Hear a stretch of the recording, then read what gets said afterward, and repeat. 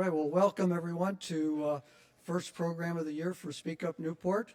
Hope you all had a great holiday season and best of the new year to all of you.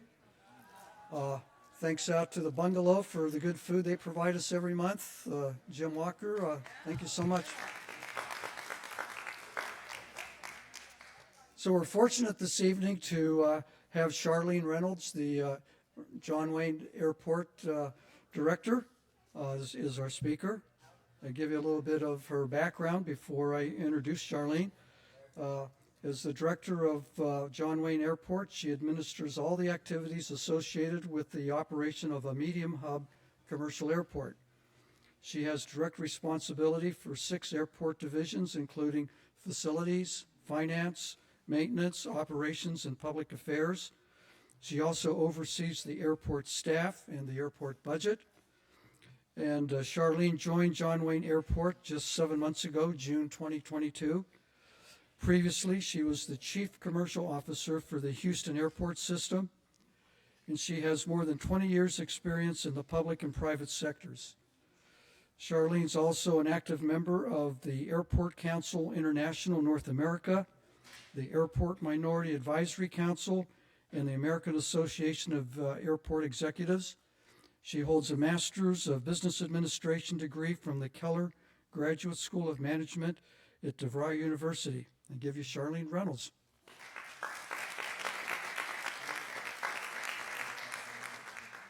Well, thank you so much for the invite. I'm glad to be here again to speak to this audience because when I first came on board, I believe this was one of the first presentations that I made as the new airport director. I know there's a lot of questions. I expect a lot of questions today about the airport. Where are we going? What's happening relative to noise, the runway. But I am always here to answer any question. If I have the answer, I will always provide you the answer.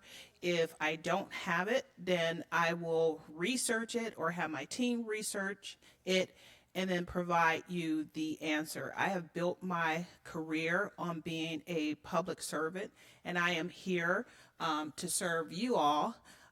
The airport is a community asset, and as I told the group 6 months ago, sometimes we will have to agree to disagree. I can't solve every problem, but I will always listen, try to provide my support, and find a common ground where I absolutely can. So again, thank you very much. And today I'm here to give you an update since my last visit and what's happening at John Wayne. And then at the end of my presentation, I'll be happy to answer any questions that you may have. So just an overview of 2022 preliminary numbers. What we saw relative to annual passengers, we ended this year by serving 11.3 million annual passengers. This was a significant increase over previous years. Starting in late March, early April, we start seeing at least 1 million passengers come through the terminal every month. And so that was a record. As we ended the year, those of you that are familiar with the settlement agreement, from time to time we're in a panic in our office because we know that absolutely not, we cannot exceed the numbers per the settlement agreement. And so I was working very hard with my staff on a plan if we had to contact the various carriers to pull back on schedule to make sure that we never exceeded that number. And we didn't, but we did end the year at an all-time high.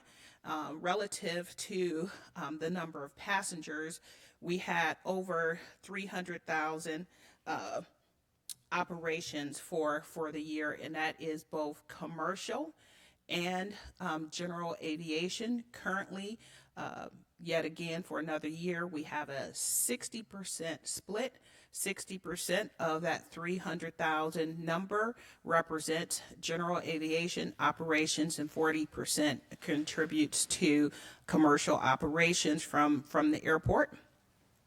If you have been flying, you've been noticing more and more flights that you are on. The notice that it is a full flight. And so we have been seeing actual load factors at about 80% and or more coming out of John Wayne. So here's a look, historical trends relative to passenger levels. And so you will see the impact of the pandemic. And then once again on the green line, you'll see the increase as we start approaching the million annual or average passengers per month in 2022. That has continued on throughout the end of the year. We're still waiting to see what February looks like. I'm sorry, February. I have to say, excuse me for a moment. I've been up since 5 o'clock this morning tending to the ground stop, and I need a little coffee right about now. And so it's actually maybe wine. So that number is actually December 22, and then we will update those numbers in the next month. But it was a fantastic year for air travel at John Wayne Airport. Just want to talk about airport improvement projects because to some in the audience, I know this is a hot topic and what's happening relative to the general aviation improvement plan. And so the airport has a plan to redevelop 3 of its FBOs, so Jay's aircraft here in orange is a limited FBO, and then we have Clay Lacy and ACI Jet. And so as you see, relative to schedule, what I'll start off with is September of 2022 and what's been happening, because I believe I spoke to this group in July and gave an update then. So Clay Lacy, since that time, Clay Lacy is in the process with staff of reviewing their development plan sets. They're currently at 90%. We're working with Jay's Aircraft Center on the review of their plan sets, which are 60%. And then we've received the FAA approval for the category exclusion document for Clay Lacy and Jay's. In December of this year, we finalized a plan set with Clay Lacy. Clay Lacy has began construction on their portion, and so each one of these projects is staggered, with Clay Lacy going first, followed by Jay's, and then concludes with the completion of the ACI Jet project. In June of this year, we hope to finalize the plan set for Jay's aircraft and then have them commence construction on July and or August of this year. Now, I have a caveat to that because I'm all about full transparency. I will tell you that there was a complaint filed with the FAA relative to the airport's general aviation plan. So we are waiting for conclusion of that complaint before we can finalize plans. I don't know if that is going to impact the schedule, and or if FAA is going to come in and say we have to put a hold on our projects, but that is a public document, and some of you may be aware of that in the audience. And so I just want to be fully transparent of what's happening at the airport. And if I came to you and spoke today and didn't give you that information, some would feel that I was hiding, and I will never hide something like that. We are going to work through that process, and we await final decision from FAA.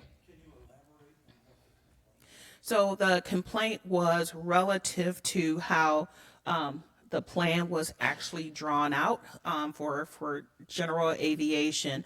Also, the rates being charged because, as you know, when this plan was approved, there was an appraisal conducted, and that increased the hangar and tie-down rates for general aviation users. And so it was a significant increase. And also there's a definition on wingspan and what is actually considered general aviation. So there's a couple components to that. And again, we await as the airport for information from FAA relative to that complaint, but just wanted to be transparent about that information.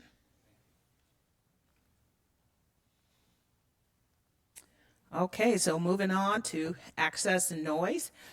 Shortly after I arrived, we started working on a program. Well, it was already in the works, but I had the opportunity to kick off this program, which is the voluntary fly friendly program, which really was targeted for general aviation. Again, this is a voluntary program, and it was really to minimize aircraft noise because there again, referencing the settlement agreement, there are no prohibitions on general aviation and private jet aircraft operations at the airport. And so one of the goals was the reduction of nighttime operations, really trying to instill environmental stewardship. And then 2, pilot education was a huge component, outreach. And we had a lot of community meetings, just educating our general aviation pilots about the program. The program does have an awards component, so we will be awarding those pilots who have demonstrated a commitment to the voluntary fly friendly program. We will be recognizing them in February of this year, and I would be remiss if I did not give a big or a shout out to supervisors Foley and Bartlett, because actually they were the creators of this program. I just had the good fortune to come in and start working and helping them kick off this endeavor.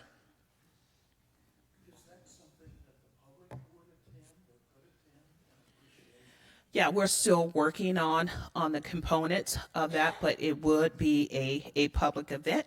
And so relative to the Fly Friendly program, again, it was a voluntary program. And so some of the outreach and marketing that we conducted, we had press releases, we had a press conference, we had printed what we call collateral material for pilots and quick reference information that we mailed out to over 600 aircraft operators. We distributed that information to FBOs, also partnered with them to display digital ads and information. And then we had a very, very aggressive social media campaign, just letting the community know about this program.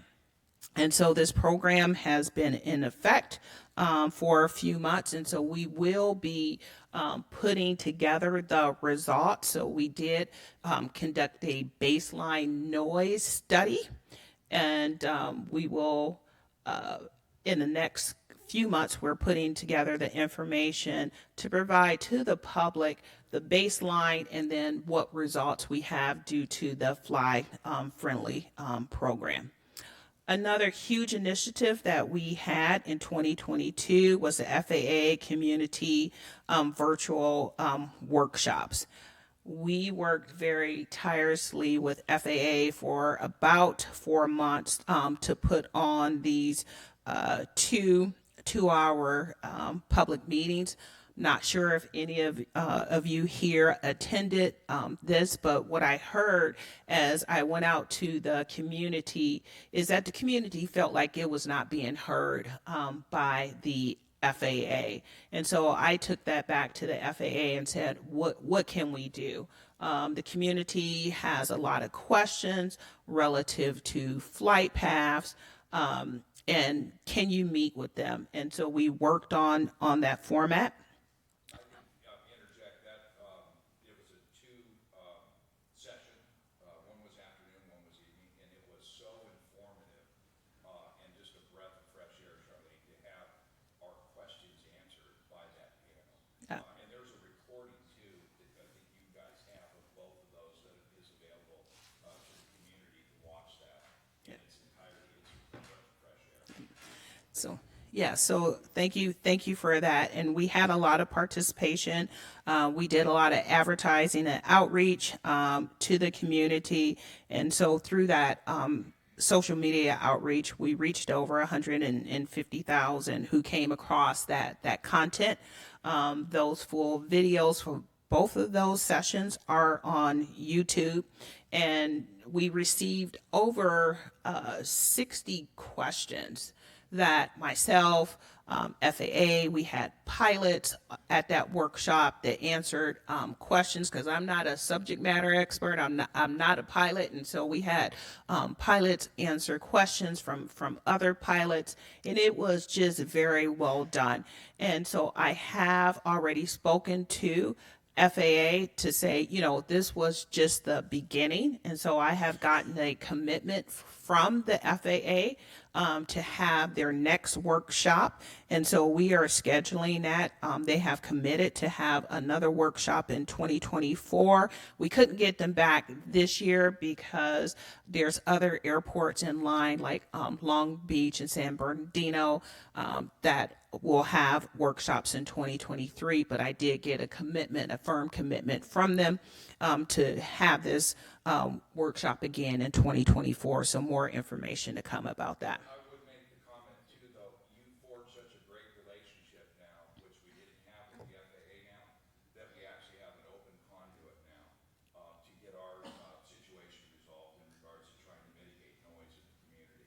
So even though the workshop's not till 2024, we have an open line now to the FAA. So it's a wonderful deal that we have set up now. Yeah, so thank you again. And so more good news on the noise front. And so every year we go through a plan allocation, and how do what we call average daily departures. We did have a new entrant for this year, Breeze Airlines, and they will start new service in mid-February. They will provide service to either currently unserved markets and/or underserved markets such as Provo, Utah, Orlando, Cincinnati, Columbus, Pittsburgh, and Providence, Rhode Island. Actually, they were at the airport today conducting their noise test.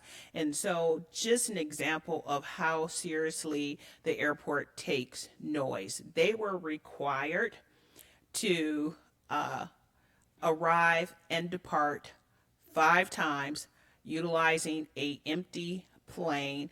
They had sandbags in every single seat so we can measure noise and weight. And so we take our commitments to noise, and they had to fly over certain noise monitors to make sure that they did not exceed. And so we completed that test today.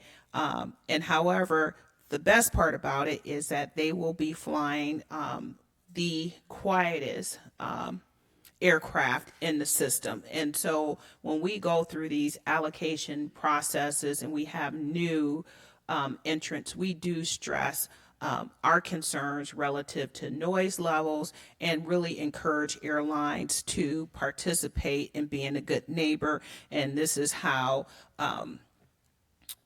Breeze decided to participate. So we're very happy to see them bring in these new quiet aircraft and be really a good community partner. So just a little bit about our 2023 capacity allocation. So we have Breeze, and so we will have 94 Class A daily departures. We also have Class E daily departures, 36, which is the quietest type of aircraft.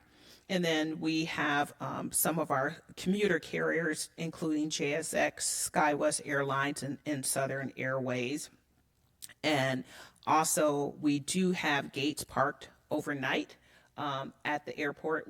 As we went through the approval process, we had some questions relative to why are we allowing gates to remain overnight? Well, it's a balance. If you don't allow the planes to remain overnight, then they will fly to LAX or Las Vegas, and then they eventually have to fly back to the airport in the morning. So environmentally, is that really the best way, having them double back in deadhead? So we did get approval from the County Board of Supervisors to still have those remain overnight positions.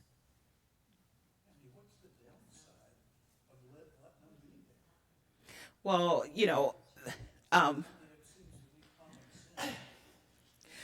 rush hour traffic. yeah. And so there's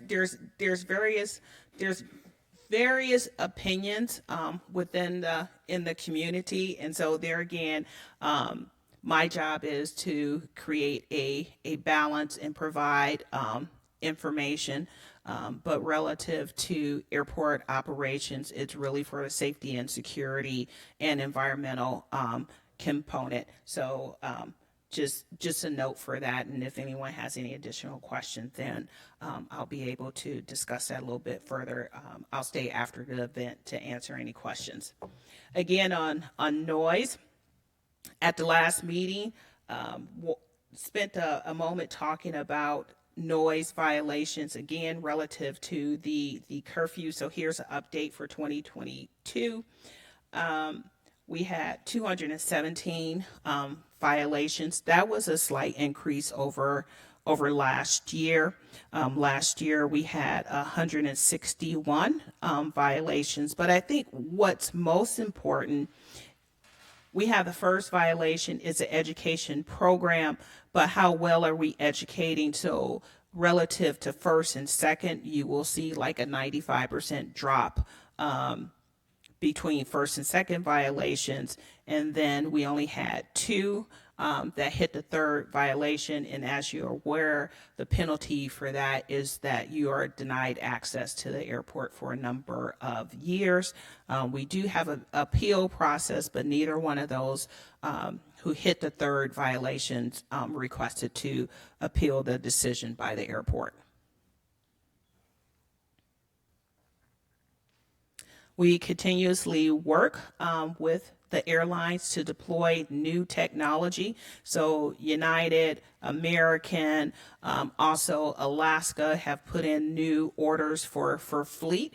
And so every time I meet with the airlines, I encourage them, hey, we're open to having you put that into your market here, because what we want to do is reduce noise as much as possible. And so currently at the airport, 14% of the commercial fleet has that new technology, again, continuously working with Air Canada, Delta, the other providers, that as soon as they have those new arrivals, then they absolutely have a home at John Wayne Airport to operate that aircraft. So looking into the future, just want to spend a moment talking about eVTOL, because you will hear more and more about that in the next few years. And so it's vertical takeoff and landing. It's like a small commuter helicopter, if you will, electric vehicles. This is something that the FAA is really excited about it. And encouraging airports to implement infrastructure to support this in the future.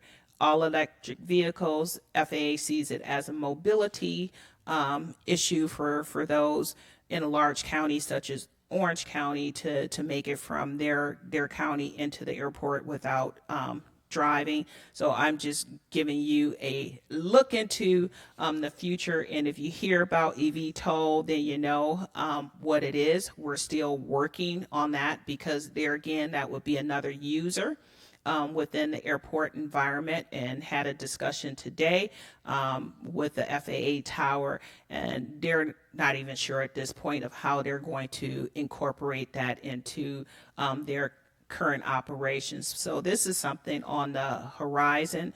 FAA hopes that they will have the first airport with a eVTOL program in the next 3 years. So as I go out to the public, I'll keep you updated on what's happening there.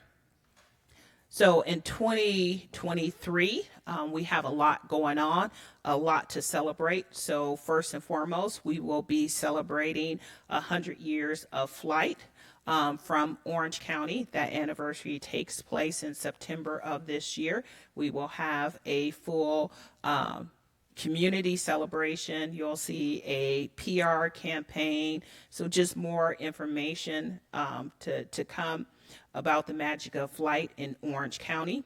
We are also developing and kicking off what we call an Air Academy, which is a citizens academy. We'll have that mid-year. It will be a 6-week program for 2 hours every evening. And so if you're really interested in learning about every aspect of the airport, from finance to concessions to how fire operations work at the airport, this is your opportunity.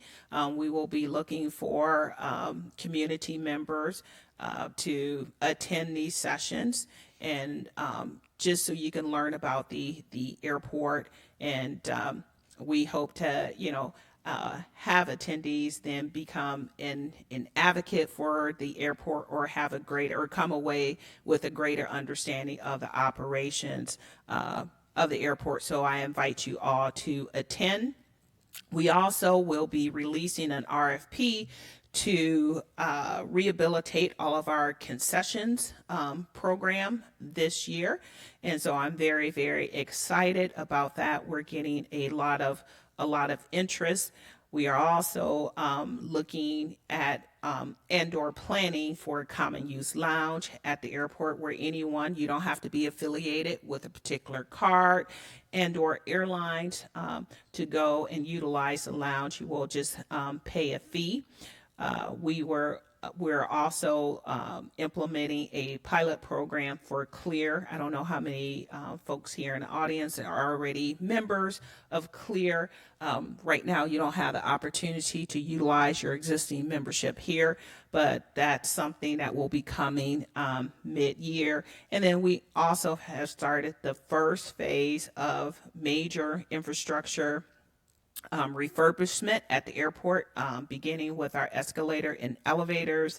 And then also we've kicked off phase 1 of our baggage handling system. So we are working on it. So if you ever stood there and you waited for your bags and it seemed like into eternity, we've heard you. We're working on it. And so you'll see those improvements coming soon. So once again, it's always my pleasure to be here before you to answer any questions and give you an update.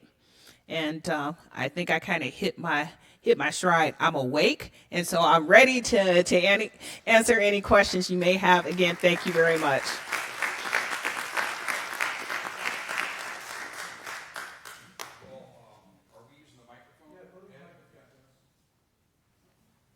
So Charlene, Dennis Bress, resident Balboa Island. All I can say is this is a breath of fresh air, having you be the airport director. So thank you for your coming here to speak to us.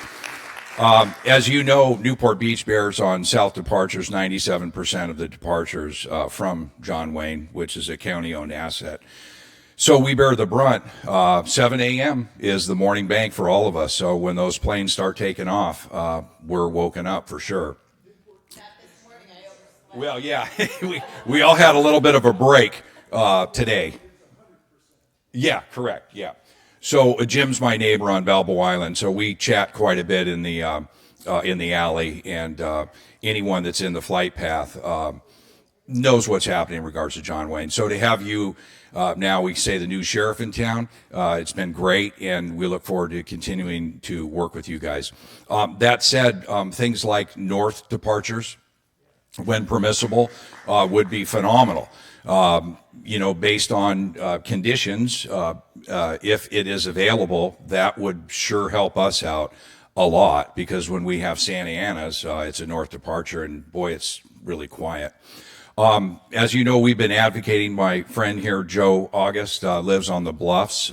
We have 600 hours documented in working together through Supervisor Foley and now with you on board to effectively accomplish a goal. And the goal is to reduce noise in our community. And what we've determined using your data from your Access and Noise office is that what we all experienced when we used to fly out of John Wayne is the pilot would say, be prepared. This is an e-ticket ride like Disneyland. We're going to take off. We're going to ascend at a steep angle, and then we're going to power down. Don't worry. We're going to go through the community of Newport Beach, and when we get out over the ocean, we're going to power back up. And that produced a very quiet departure. So we really, for people that have lived in Newport Beach for a long time and experienced that, when you lived in the departure corridor, we really didn't have a noise problem. Until, as you know, next gen from the FAA, where they went from radar to satellite. And what we found out was that eliminated noise abatement profiles, which meant that they could just get out of here as fast and therefore as loud because they were trying to do timing sequence, et cetera. So we're actually trying to get back to where we started, and that is what we've coined high, slow, and quiet, HSQ, versus low, fast, and loud. So the first part of what has been stood up is the Fly Friendly program, and we finally have not community members, but the airport and staff who are monitoring every single GA jet that departs. And through the Fly Friendly now, yes, that is a huge advancement, so that now you'll be able to, yeah. Oh, okay, yeah. So in a community spirit type thing, I didn't know we had a time limit here, but I'm just making statements that is data driven, and I think that's the purpose of what we're trying to do, is to get the data out so that we all know where we're at. So my question is then, if we're cutting to questions now, Ed, is specifically public facing. All meetings that you guys have at the airport, be it the commission meetings or quarterly meetings, they're very important, not just for us to come here tonight, and this is being recorded, but can you make a commitment, and I know we've made this ask, that all those meetings be recorded in a hybrid on Zoom, because sometimes the quarterly meeting or commission meetings are at a time that it's hard for us to get from work to get up there. And these are all important meetings that contain important topics, right, related to our lives. So if you could make a commitment to make them all Zoom, and then record those Zooms and make those Zooms available on an archive, that would be great. Otherwise, I'm very happy with what we have going and look forward to continuing to work with you. Thank you. So thank you, Dennis. And so a couple answers to your point. So on the Zoom, we're looking at the technology for the room.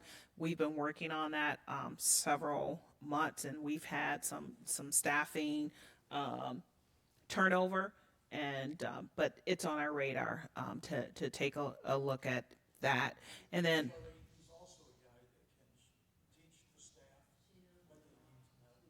yeah, and then relative to the northern departures, there again, FAA, the tower determines takeoff and not the airport. But what I can do, as we have discussions with FAA, then send me your questions, your requests relative to that, and then I'll be happy to pass that on. You know, as an airport director, I can ask a question. It doesn't mean that my request will be granted, but I'm more than happy to have a discussion about that request with the FAA. Okay? Any other questions?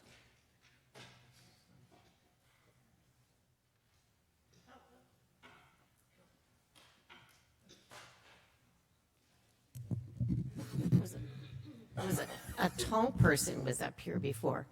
I'm Jeannie Massingill, and we've been in our home for 27 years. Used to the airport, but when they made the changes that it was so loud, that did impact us, and it pretty much made life very uncomfortable. So I'm looking forward to I appreciate the fact that you're working with pilots and trying to get some of that straightened out. I do have a question in that Jet Suite X a while ago, they're technically a commercial airline, because when I looked at the definition, it was anybody who had more than 3 flights a week scheduled, a regular scheduled flights, and they had like 10 a day. So technically, instead of being general aviation, they should have been over in the commercial side, going through screening, going through all the rest of the safety issues. General aviation doesn't really go through screening, security, anything that looks for guns on a flight or anything. So security is different over there. And when you talked about commuter instead, and those are out of general aviation, instead, so is there a difference between commuter and commercial and general aviation? Yeah, and so I'm happy to speak about Jet Suite X. And Jet Suite X, they have both scheduled and unscheduled flights. The Federal Aviation Administration considers them to be a Part 135 carrier. That's what allows them to operate out of the FBOs, the fixed base operators, and that's why they are not required to utilize TSA full screening. I've had numerous conversations with Jet Suite X, not only in here, but in Phoenix, and then again when I was in Houston. Their business model is to operate in the FBOs. I said, hey, I welcome you at any point in time if you want to increase your numbers to come through the airport, but you'll have to come through TSA screening. That's not what they want. That's not what their business model is. And then the folks who actually fly JSX, they fly them for that very reason.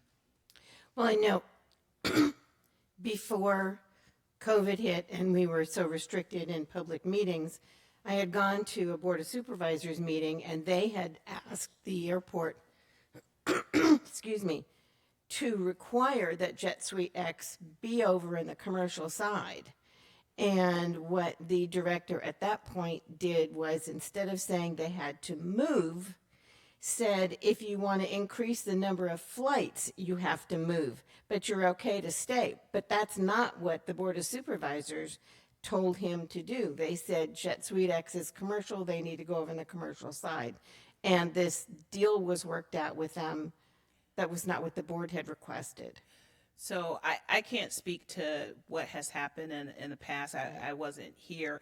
What I can say is their certification from FAA allows for them to operate out of the FBOs. When we go in and conduct our annual allocation process, they are capped if they're going to operate out of the FBOs, and that's a part of my conversation with Jet Suite X. If they wanted to increase that capacity, then they would have to come into the airport and operate just like any other commercial carrier, and that's why their capacity at this time remains capped, because I've been told by their president that's not their business model, and they prefer to stay within the FBO where they do not have to go through TSA screening. And I understand. It's a great selling point to say, park your car and walk straight on the plane. It's a great idea. I'd love to be able to do that. And then too, as far as my ability as the airport director, I cannot force them to come into the terminal. Their Part 135 certification allows for them to work to operate within the FBOs. And that was from the FAA. That is correct. even though the Board of Supervisors said that they should go on the commercial side. FAA is the federal law. We have Right. grant assurance. They override the Board of Supervisors, okay. Yeah, that would be a violation of our grant assurances. Okay, because I was just, quite honest, I was very surprised to see that 60% of our traffic is with general aviation. That really was a surprise to me. Yeah, those are we track it every day and every month. We have a very active airport. The airport began as a general aviation airport, and I think as it was being planned out and the demand for both commercial and general aviation, we never knew what it was going to grow into, but we have a very, very active general aviation operations here. Is there a cap on the number of flights that can happen from general aviation? I know that there's no curfew like we have with the settlement agreement and all of that, but general aviation, because they take off anytime they want to. There is no cap, and so what's happening at the airport relative to general aviation in the tower, had a conversation with the tower this morning. They're losing staff, so they have priorities for takeoff and landings, and we were told today they're at capacity and in need of additional staff. How that impacts the airport in the future, I don't know at this time, but that was something that we just heard today. Thank you. I feel much more optimistic tonight's meeting than I have for several years, so thank you very much. Oh, you're welcome.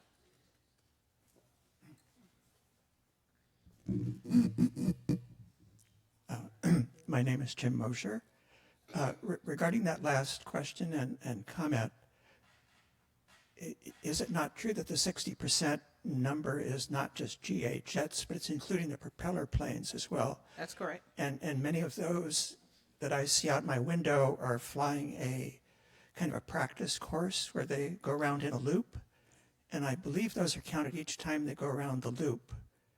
Even if they don't land, the control tower is doing something. So I think that 60% number is, some might say, is a little inflated by that. Yeah, but Dr. Mosier, to that, I would say we count that as an operation, and those touch and goes and going around.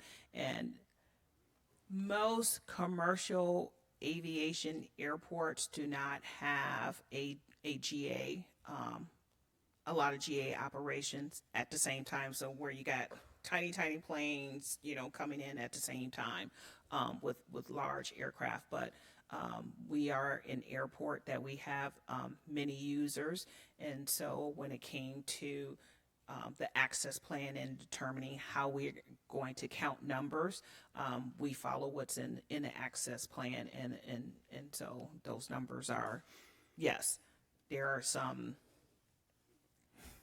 people may say, hey, I don't think that we should count that, but that is how we agreed to when the access plan was developed. Understood. And I think we are all feel very fortunate that we have the access plan and the settlement agreement requiring you to keep an eye, as you said you were, on the total number of passengers coming out in the commercial flights. And I don't know if you're prepared to answer this yet, but while we're fortunate to have that cap, part of the county's purpose in the access plan is to try to keep as close to that cap as possible, to keep the airport active. And so, as I explained to you at the airport commission meeting, there are, I believe, sanctions both for a carrier who goes over their commitment for a quarter, as well as going under their commitment for a quarter. And while it was very difficult for travelers in America, those of us in Newport Beach had a couple of weeks of relief at the end of December when Southwest was not being able to operate. And so are you aware or decided if they are going to be sanctioned for not meeting the quota that they had promised to meet during the month of December and whether that will affect their operations in the future. So absolutely. So Dr. Mosier, after the last commission meeting, when you had that inquiry, I said I would check into it, and I did check with staff.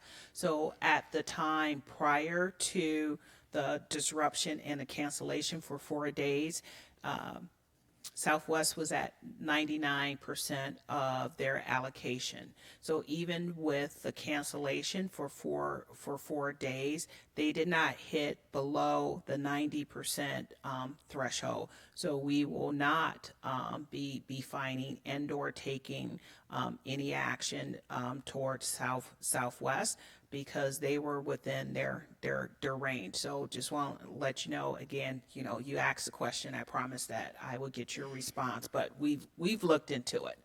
And so what we really await for, yes, that was a huge inconvenience across the country. The feds are really looking into Southwest actions, and they will determine what sanctions and/or fines they were assessed against Southwest.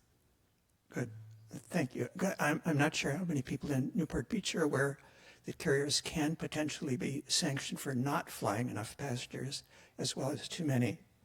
And then the other airline that seems to have, unfortunately, had some trouble yesterday was Delta, Correct. who had a plane where the engine, while they were starting to take off, caught fire. And I was just curious, when a plane is disabled like that, since we're not a major airport with big repair facilities, what happens to the plane?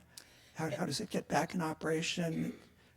So I'm that just curious. plane was tugged to one of the gates, and so no one was injured. They were deplaned, and then we pulled that plane away from the gate. It remained overnight, and then Delta corporate in their maintenance operations. They're working on repairing. So actually today, a new engine came to the airport on a flatbed. There's no way to move a plane that size. And so they will conduct that maintenance on site and conduct any safety tests.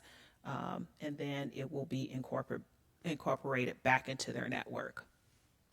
Great. Beyond me how they handle such a thing, but I guess they have a mechanism. And then the final question is, you showed the slide of the new commuter carrier that looked like they were flying themselves in a rather small propeller plane.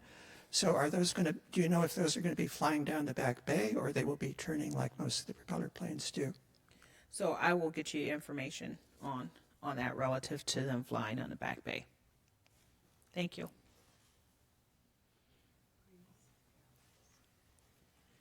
Any other questions? So, hi, my name is Laura Curran. First of all, my nephew just moved to Houston, so we are now very well versed in the United schedule from Orange County to Houston. Mm-hmm. Love to see more direct Southwest flights to Houston and to Mexico City. But can you just give us kind of your view? Why was Orange County the next place you wanted to be? And what are some of the lessons learned you carry with you from Houston and other places you've been? Absolutely. And so my overall goal, I worked for the city of Phoenix for over 20 years. And through that, I promoted through 6 different departments. The last was aviation. So I was there for 6.5 years, served as the Deputy Director for Contracts and Services, and then was promoted to Assistant Aviation, and then served for a period of time as actually the Director. Decided to retire when a couple people in the industry heard that I wanted to retire. I was encouraged not to retire and/or to go and serve at an airport. They thought, hey, you have a lot to give, you're too young. And so I got a phone call from a couple airports. One was Atlanta, and then I also had an offer for Houston. And I chose to go to Houston because I just felt like as I was going through the recruiting process, I also had another opportunity. And I said, you know what? Really, at this stage, my overall goal is to become an airport director. So I went to Houston because it's always good to have experience at several different airports if you're going to lead an airport. So that was vastly different. Learned a lot of things in Houston, and then got a call from a recruiter and said, "Hey, I've been looking for you. Are you interested in competing for the director for John Wayne Airport?" And I felt like I was ready. Learned a lot. Had an opportunity on a temporary basis to lead Phoenix, and this is a great airport. I know it has some challenges, but I love a challenge. It makes the day go by faster. And I thought by serving at two large hub airports that had like 45 million passengers go through every year, that I can come and bring some best practices here to John Wayne. And so very, very happy to be here. I have found a community to be very, very welcoming. Although, some folks said, "Hey, you're going to John Wayne. It's tough at John Wayne," but I'm very, very happy to be here. And then I tell people, all the things that you may have said, that I haven't found that to be true. And I love my job, and I'm just happy to be here and to continue on. And very frankly, there are very few women in this country that actually have an opportunity to lead an airport. So I am amongst maybe a group of 30 women total out of 400 airports in the United States. And then I am also a part of a very much smaller group as only the second African American female in the United States to run an airport. So I am very thankful to be given this opportunity. Ed, are you asking the questions we emailed in at all? No. Okay. Okay. I don't have a question, Charlene, but this is the second time I've heard you speak. I was at the chamber breakfast when you first came, and I am very impressed. And I thank you very much for being so transparent and for being real Thank you. and for really caring about us. Thank you. Thank you. So I'll just ask the questions that I emailed, just so we get it on the record if I can. Absolutely, Dennis. So, Charlene, can you give us an idea of how many GA general aviation jet departures per day we have from John Wayne Airport? 65. 65. So 65 GA corporate jets. And then how many commercial jet departures per day from John Wayne? 139. I have a sheet especially for you, Dennis. Perfect. Thank you so much. So I just wanted everybody to get an idea about 65 GA Yes. and 139 commercial. And then I think what would be helpful, and this is part of the other two questions, is it's kind of hard for us to understand or get a grip on whether or not the work that we're doing is actually helping to reduce the noise, right? So is there any way that we could come up with something that would be public forward facing that could say something like, last week's morning bank from 7 to like 10, the cumulative noise of those departures for the week, how would we then compare that number to, say, the week before? Are you getting what I'm kind of leading towards? Yeah, so Dennis, you always give me these very, very long questions. So Yeah. we're gonna meet and Yeah, okay. But I think that's probably something that's going to, because we, as community members, we are judging the success of all the work based on how quiet it is, right, for a day. And if you compared like Santa Ana's when there's north departures, we're pretty happy down here. So to be able to have some metrics to be able to know that we're making progress would be great. yeah, and so as you know, we provide quarterly reports. Yeah. I am working with the team to see how we can provide more frequent information, and so I do have a whole list of comments and suggestions that you have provided that we're working on. So Perfect. Thank you. Thank you.